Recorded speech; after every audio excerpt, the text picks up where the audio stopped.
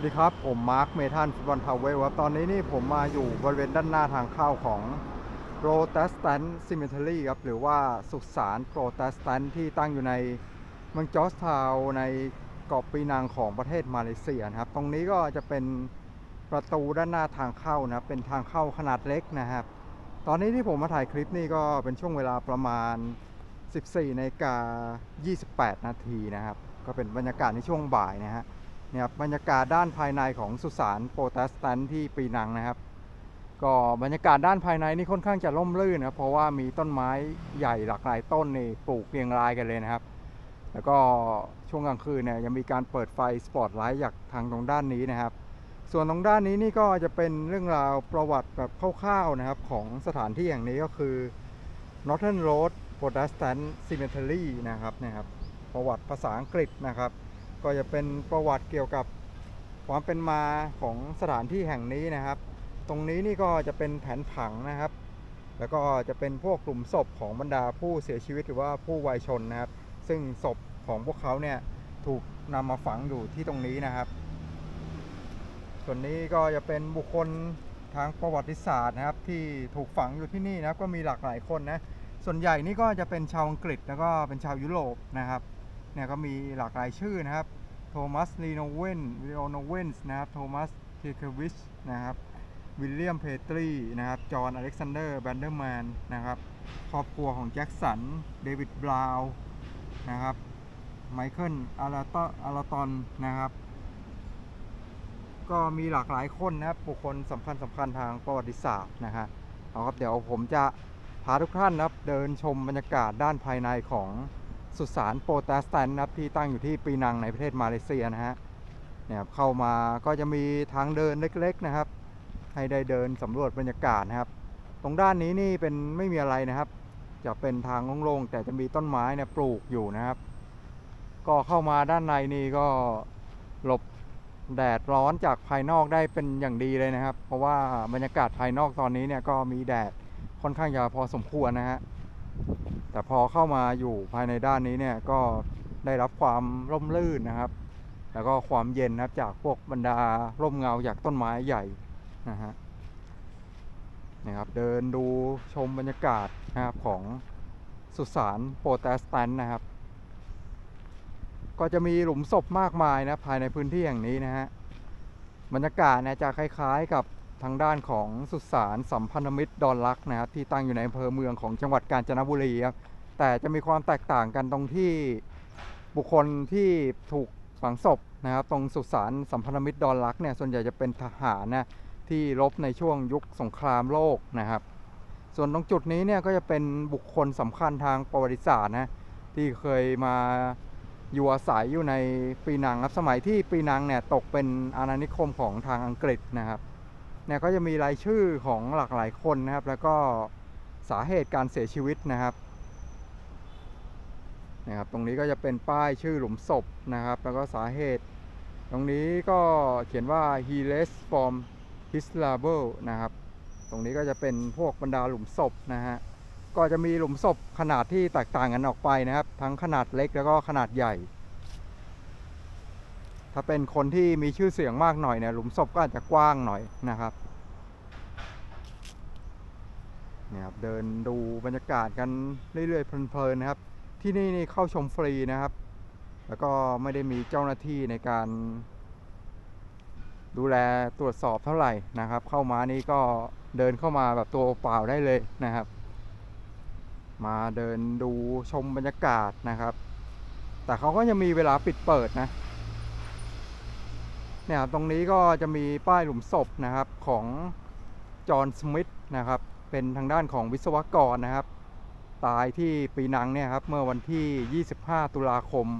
ปีคศ1875อายุเพียงแค่22ปีเท่านั้นนะครับสำหรับคุณจอห์นสมิธนะครับก็มาเป็นวิศวกรอยู่ที่นี่นะฮะเนี่ยหลุมศพของเขานะครับแล้วก็หลุมศพบุคคลที่มีชื่อเสียงที่ดังที่สุดเนี่ยก็คงจะเป็นทางด้านของกัปตันฟรานซิสไลท์นะฮะก็เป็นผู้ก่อตั้งอาณานิคมปีนังนะเป็นชาวอังกฤษนะครับมาเสียชีวิตที่นี่รู้สึกว่าจะมีอายุประมาณ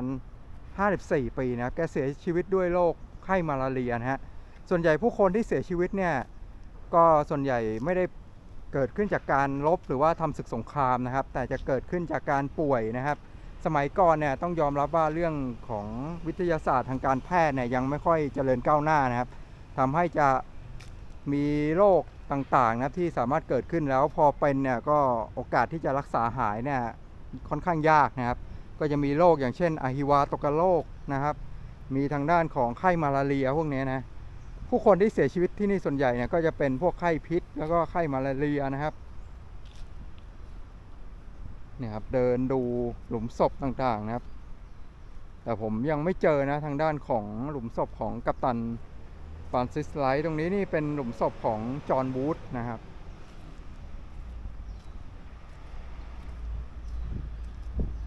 เนี่ยครับลักษณะของศาสนาคริสต์นี่ก็จะเป็นทางด้านของไม้กางเขนนะฮะมีปักอยู่บริเวณหลุมศพนะครับตรงนี้นี่เป็นศาสนาคริสต์ทางนิกายโปรเตสแตนต์นะครับคริสต์เนี่ยก็จะมีแบ่งเป็นนิกายนะครับมีทั้งโปรเตสแตนต์นะครับแล้วก็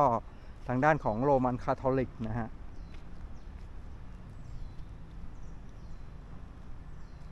เนี่ยตรงนี้นี่รู้สึกว่าจะมีหลุมศพที่ค่อนข้างมากกว่าฝั่งเมื่อสักครู่นะครับบรรยากาศด้านภายในนี่ก็ค่อนข้างจะเงียบสงบนะครับ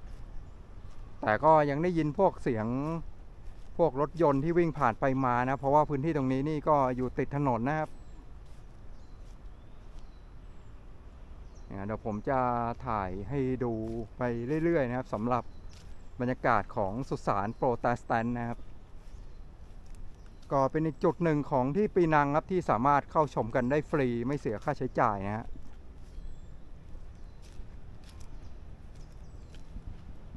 เนี่ยก็จะมีรายชื่อนะครับตรงนี้นี่ก็เป็นอเล็กซานเดอร์ชอว์นะครับเป็นชาวสกอตแลนด์แบบดั้งเดิมนะครับก็มาเป็นหัวหน้าของวิศวกรนะฮะรู้สึกว่าจะเสียชีวิตนะครับตอนประมาณอายุ30 ปีเท่านั้นนะเรียกว่าเสียชีวิตนั้นค่อนข้างจะยังหนุ่มยังแน่นเลยนะครับคนนี้ก็เพอร์ซี่วิลเลียมนะครับเสียชีวิตตอนวันที่12 สิงหาคมปี 1871 ตอนอายุ37 ปีนะครับก็ส่วนใหญ่นี่ก็จะเป็นชาวยุโรปนะฮะสำหรับผู้ที่มาเสียชีวิตที่นี่นะฮะเป็นสุสานคริสต์นะครับบางหลุมศพเนี่ยเห็นแล้วก็ค่อนข้างจะหดหู่นะครับบางคนนี่เป็นเด็กเล็กนะครับยังไม่ประสีภาษาหรือว่าบางคนเนี่ยก็เป็นแม่ลูกอ่อนนะครับแต่ก็ป่วยนะครับแล้วก็เสียชีวิตไปทำให้ศพเนี่ยถูกฝังไปพร้อมกันเลยครับไม่ว่าจะเป็นแม่ลูกอ่อนนะครับแล้วก็พร้อมกับลูกบางคนเนี่ยยังตั้งครรภ์อยู่เลยนะครับแต่ก็มาเสียชีวิตซะก่อนนะฮะก็ถือว่าเป็นเรื่องที่น่าเศร้าเหมือนกันนะครับเนี่ยครับหลุมศพจำนวนมากนะครับภายในพื้นที่ของสุสานโปรเตสแตนต์นะครับ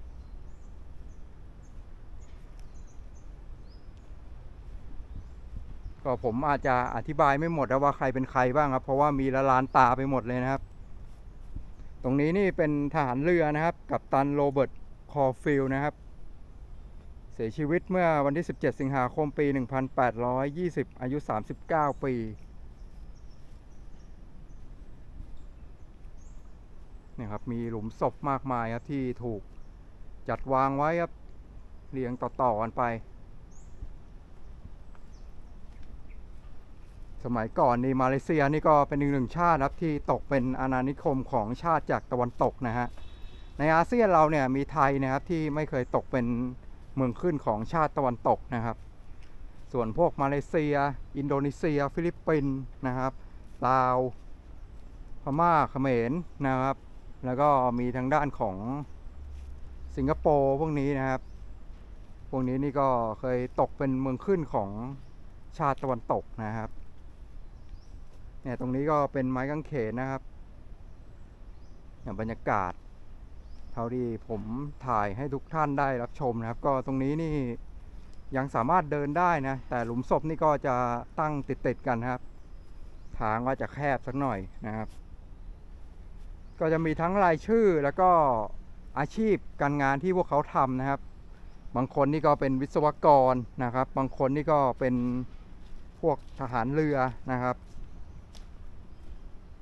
แต่เข้ามาเนี่ยก็ต้องให้ความเคารพแก่ผู้วายชนนะครับก็ ดูด้วยความสงบนิ่งนะครับแล้วก็ดูด้วยความสำรวมนะครับตรงนี้นี่รู้สึกว่าจะเป็นสุสานโรมันคาทอลิกนะครับแต่ไม่สามารถเข้าไปได้นะก็คนเป็นคนละนิกายนะครับแต่ก็เป็นศาสนาคริสต์เหมือนกันนะครับสุสานโรมันคาทอลิกนี่ประตูเขาปิดเอาไว้นะฮะเดี๋ยวผมจะลองถ่ายให้ดูนะครับบรรยากาศของสุสานโรมันคาทอลิกนะครับส่วนจุดตรงนี้ที่ผมมาถ่ายคลิปเนี่ยก็เป็นสุสานโปรเตสแตนต์นะครับตรงกำแพงนี่ก็จะมีพวกข้อมูลแล้วก็พวกข้อความต่างๆนะครับบรรยากาศของสุสานโปรเตสแตนต์ครับก็สามารถมาเที่ยวกันได้นะใครที่ต้องการรับชมอะไรใหม่ๆนะครับสถานที่ที่ดูไม่ซ้ำซากจำเจนะครับก็สามารถมากันได้ครับสำหรับจุดของสุสานโปรเตสแตนต์ครับก็ตั้งอยู่ที่เมืองจอร์จทาวน์ครับในเกาะปีนังของประเทศมาเลเซียนะครับเอาครับสำหรับคลิปบรรยากาศของสุสานโปรเตสแตนต์ครับซึ่งตั้งอยู่ในเมืองจอร์จทาวน์ในเกาะปีนังของประเทศมาเลเซียก็คงจะมีประมาณนี้นะครับขอบคุณสำหรับการติดตามรับชมขอบคุณครับ